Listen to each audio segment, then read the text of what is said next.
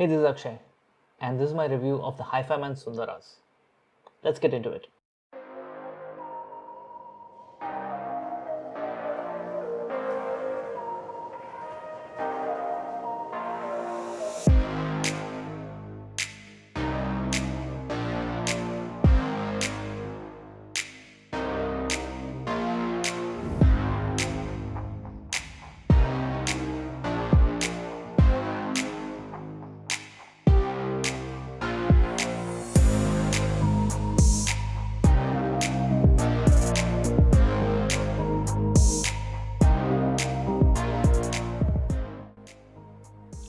So, I've been using dynamic driver headphones for a long time. I am a little bit of an audiophile. I do really enjoy music. Um, I'm not super analytical, but really, my ears opened the first time I listened to the Shure 315s. This was a recommendation that I got from a salesman at an airport, and so I wasn't really expecting much from it. But I was in London, I was in Heathrow, I was in Dixon's. There was a lot of time to kill, and I ended up getting the Shure 315s, and they were just out of this world compared to anything that I had heard before. Um, I distinctly remember that I thought I made a mistake because I sat on the airport seat and I tried to listen to these new headphones that I had gotten, or earphones, IEMs, and uh, there was no bass, the mids were lacking, my music wasn't sounding good at all, uh, and I realized that the fit wasn't good. So the foam tips that I had on the earphone, they were not working really well, and so I remember changing the tips, going through a couple of them, and then suddenly everything started working, and it was absolutely magical. I can never forget that experience. Unfortunately, I lost those in an airplane traveling from somewhere. I think I forgot them on the seat, which was an absolute shame because I really liked those IEMs.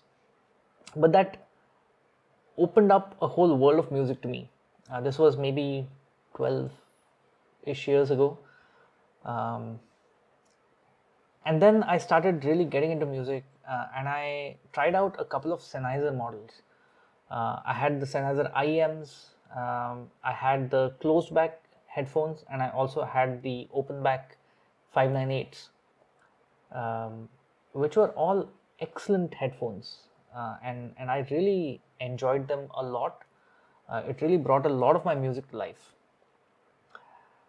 And so I've been an audiophile to that extent. I don't have a lot of hi-fi equipment. I haven't played with speakers a lot, but really just headphones and IEMs that I played with.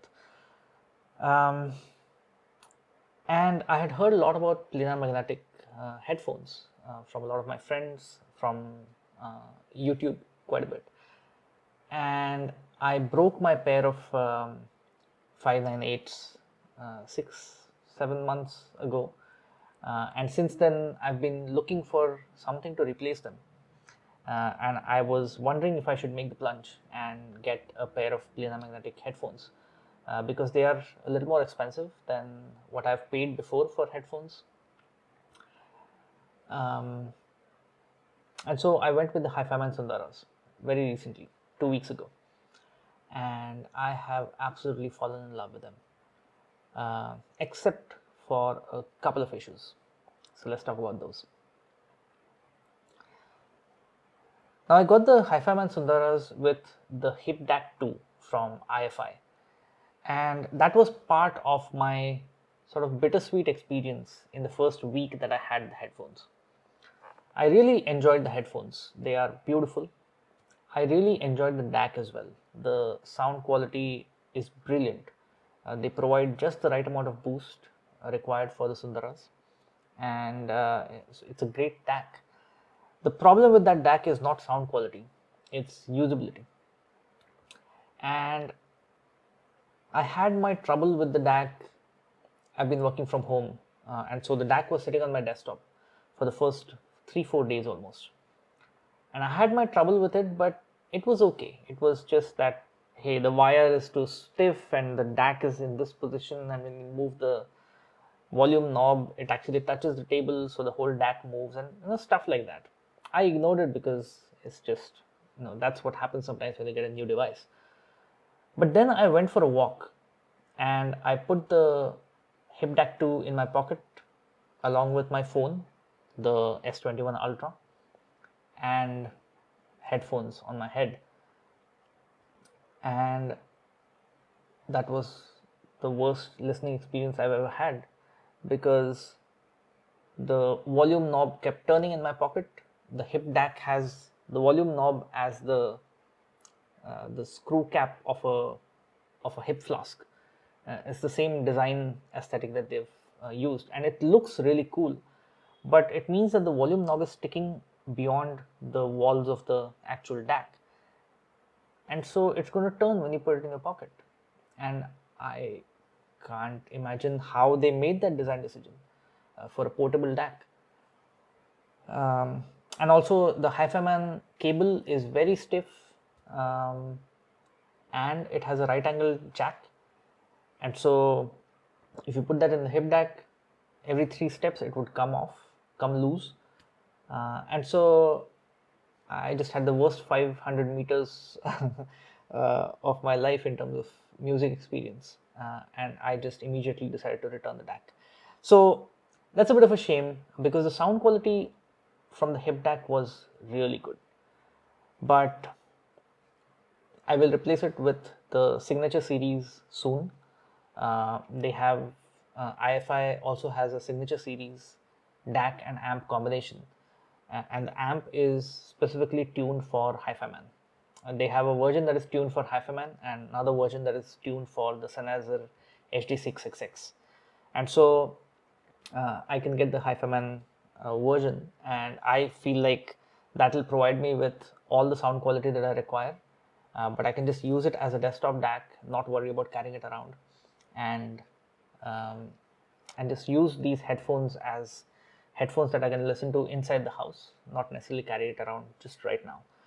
Because the whole portable DAC experience is just, I feel like I need to really figure out the way in which it will work for me. But anyways, enough about the DAC. That's gone, and Headphone Zone graciously took it back in their 7-day exchange, and I have money in my Headphone Zone account, so I'll use it to buy something better soon. Let's get back to the headphones. So these are planar magnetic headphones, like I said, and I have always been used to dynamic headphones. And there are some differences in which, in how these drivers produce sound. I'm not going to get into the technicalities, but the effect is that the bass on a planar magnetic headphone is always going to be extremely realistic. It's not absent. There's no void there, but you can never get the bass head kind of bass from planar magnetic headphones, and that's not what I was looking for at all. I like the Sennheisers because of their neutral sound, very analytical, and that's exactly what I was looking for in the Hifimans. So I love it in terms of the bass as well. But what I was really looking for was the upper mids and the high frequencies, because along with all the Western music that I really enjoy, like classic rock and blues and jazz and those kind of things, I also enjoy Hindustani classical music a lot. And especially in the last few years, I have started listening a lot to sitar, which is a Indian string instrument, and I just absolutely love that instrument. I play the guitar as well, and so I generally like string instruments, but especially the sitar is something that I really enjoy. And I imagine that the Sundaras will be good at rendering sitar music. And that was one of the reasons that I made the plunge and bought the Sundaras. And I wasn't wrong. They are absolutely excellent at rendering well recorded sitar music. And I say well recorded because there's a couple of caveats there. The Sundaras are definitely a little bright compared to everything that I've heard before. So they might still be quite neutral in scientific terms, but the way I hear them, they are definitely on the brighter side, meaning that they emphasize the upper mids and high frequencies, and the bass is more realistic. I wouldn't say subdued, but more realistic. The way I tried that out is I listened to a song that I would usually not listen to. It's not my typical genre. This is Bad Guy from Billie Eilish. And I like the song, by the way. It's quite groovy, it's very catchy. I really like it. But I saw it on one of these lists, which was about how to test if your headphones have good bass. And this was one of the songs to listen to. And so I listened to the song, and it's actually rendered really well. There's a very strong bass line in that song in the beginning, and a lot of thump in that bass right at the beginning. And the planar magnetics really slam it. And so there's nothing wanting there in terms of bass for these headphones. But I was just imagining and hoping that it would emphasize the upper mids and the highs the way I thought, and that would make sitar music really lively on these headphones. And I wasn't wrong, so I'm very, very happy with that. Now, the way Indian classical music works, there is the main artist, either a vocalist or an instrumentalist, and there is tabla and a harmonium for sangat, and a couple of tanpuras in the background. And that's it. Those are the four instruments. And one of the things about this hi-fi audio equipment is about instrument separation. It's about sound stage. It's about getting spatial cues about different instruments and where they are placed in your mind when you listen to music. And all of that is really good with the Hifiman Sundaras when I listen to Western music. Any classic rock, blues kind of music, even Western classical music just comes to life. There's just so much to listen to, so much detail, things that you haven't heard before that you can suddenly start hearing when you use these headphones. And I was worried that in Indian classical music, because it's only four instruments, it might not quite work that way, and so I might not really enjoy the music more because of the sound stage or because of the detail. I was wrong.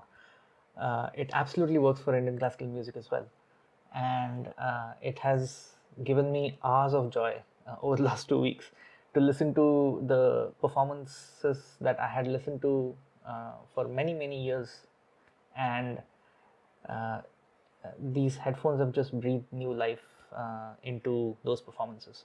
So I'm really happy about that. Now, one of the things that I noticed while comparing the bass and the upper mids was, especially in sitar performances, the sitar is beautiful, very great amount of detail. The sustain is one of the main things of to look for in a sitar performance. It's called the mean, and that is almost the basis of the sitar performance, especially in the gaiki style of sitar, which is Ustad Shahid Parvez and Ustad Vilayat Khan and Niladri Kumar. These are proponents of the gaiki style of sitar, and mean is a very important aspect of that style of playing. And so all of that is just absolutely great on these headphones. The thing that I noticed was that the tabla needed a little bit of life, and the hip DAC2 was able to provide that life the moment you hit that X bass button. Hip DAC2 has this X bass functionality, which just adds back some of the bass and it has an analog way of adding back that bass. And so for planar magnetics, it works really well, and I have absolutely seen it. Every performance, the moment you hit X bass, the tabla really livens up, and it changes the mood of the performance. It makes it punchy and fast and playful and there immediate, and it's really enjoyable. Uh, and so I'm missing that X bass button really from the time that I've sent the DAC back. But hopefully I get that with the new signature series as well, and so I'll be able to enjoy that once I buy the desktop version. Um, but that is one thing that I found out, that the tabla needs help with the Sundaras. Now to the caveats. With any of this hi-fi audio equipment, if the recording is done well, you will enjoy it a lot. If the recording is not done well, you will really hate it. And I've had that experience with two pieces of music that I otherwise have enjoyed a lot over the years. At least one of them. So there's a Puriya Dhanashri rendition by Ustad Shahid Parvez, which I heard back in '98 for the first time. It was recorded sometime in the 80s, I want to say, 87 or something. And I heard it on a tape cassette in 1998 for the first time. And it blew my mind. And I have a very strong sort of emotional connection with that particular rendition of Puriya Dhanashri, with the rag itself, but with that particular rendition especially. And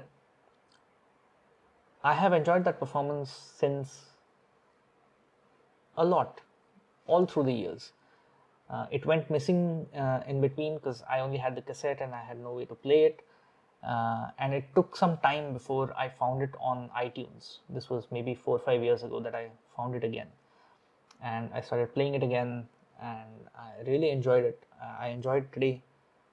But it's an old recording and it's not done well.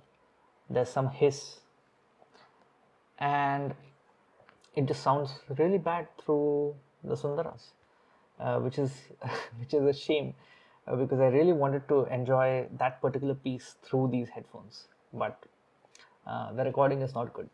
And so that is the problem that you will hit with some of this high-end audio equipment, that it actually reproduces all the errors in the recording as well, and that might hamper your listening experience if the recording is not done well. The other piece where I found this out, this was very stark, was a piece of Rudraveena. I've recently started listening to Rudraveena, and I found that to be a fascinating instrument. It's an ancient Indian instrument, again string instrument, very weird looking and difficult to play, I imagine, but sounds absolutely soothing. And there's a Puriya in Rudraveena that I had listened to a couple of weeks ago, and I just used my regular bookshelf speakers and it sounded beautiful. I was able to just bliss out, zone out in 5 minutes flat, and it's an hour and 20 kind of a performance. And I was able to zone out and work while listening to it in the background, and it really took me to some place that I haven't been in a long time. So I really enjoyed that performance, and I did it once or twice with that particular piece of Puriya. And I really wanted to enjoy it through the headphones. Now, one of the other problems with the Zen DAC is, or the Hip DAC 2, is that the battery runs out. And so the reason why I did not get to hear that piece through the headphones is because every time I tried, the battery ran out.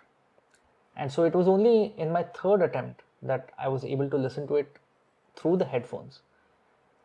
And I couldn't hear it for more than 15 minutes because every movement of the fingers on the string, all the scratching sounds, all the plucking sounds, everything was amplified through the headphones, and you suddenly miss out on the main notes, the main mood of the rag, and all of these other details are highlighted, which is not what you want in a string instrument performance.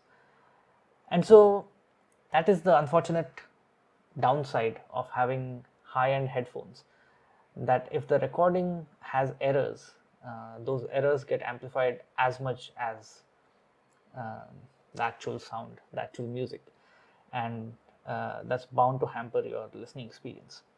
So you can't do anything about it. That's just, you might be able to maybe play with the DAC or the amp or the equalizer a little bit to see if you can get rid of some of that detail, but that would just mean that you're losing out on your musical experience. And so I think I will just have to learn to live with it, that some recordings are not going to sound great in spite of these being absolutely brilliant headphones. But overall, 95% of the time, I absolutely adore these headphones. Now, I've talked a lot about the music and my experience without showing you the headphones at all, which is a bit weird for a headphone review. So here are the Sundaras. Very comfortable. They are open back, so I can still hear what's going on around me while I wear them. They don't clamp down too much, so they're very comfortable in that sense, and the fit is perfect. I have noticed a couple of things that make me a little uncomfortable. One is that my ears tend to sweat a lot when I'm wearing these, so anything more than an hour becomes a little uncomfortable. And due to the same reason, I'm not sure how long this headband is going to last, because it's some kind of leather on one side and a velvety material on the other, and it ends up absorbing all the sweat from my skull, and I just hope that it lasts for a few years, because that would be a difficult thing to replace, I'm imagining. But apart from that, very comfortable headphones. The cable is wanting, it's a bit stiff, and I hate this right angle jack. This is one of the main reasons why I had to just completely disqualify the hip DAC, because this thing kept coming loose every 3 steps. And I imagine that if it was a straight jack, it would stay in there a little longer. I would be able to position it in a way that it would stay in there a little longer. Anyways, that's my review of the Hifiman Sundaras. Absolutely brilliant headphones, especially for Indian classical music, especially for string instruments, and especially for sitar. The hip DAC 2, excellent sound quality, beautiful experience with the X bass button, but absolutely abysmal usability. But we'll get the desktop version soon, and I'll be able to enjoy all this music again. Until then, see you. Bye.